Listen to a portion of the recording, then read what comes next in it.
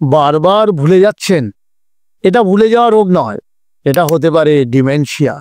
Dementia মূলত বয়স্কদেরই হয়। এটা এক ধরনের ব্রেনের অবস্থা, এটা ব্রেনের নার্ভ শুকিয়ে যায় এবং ব্রেনও আস্তে আস্তে ছোট হয়ে যায়। এটার ফলে আপনার চিন্তা শক্তি দুর্বল হয়ে যাবে, আপনার স্মরণ শক্তি কমে যাবে, ধৈর্য কমে যাবে।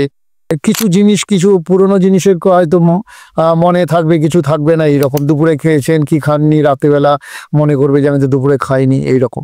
বা এই মাসে পেনশন তুলেছেন কি তোলেননি সেটাও ভুলে যাবেন।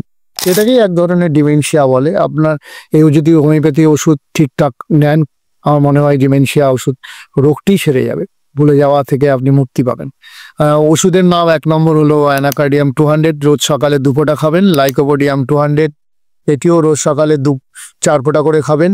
এই দুটি ওষুধ অ্যানাকার্ডিয়াম এবং লাইকোপোডিয়াম পাল্টাপাল্টি করে খাবেন। আরেকটি আমাদের ভারতীয় ভেষজ ওষুধ আছে যার নাম ব্রাহ্মী, ডাক্তারিতে বলা হয় বোকাপামিন নরি 1X।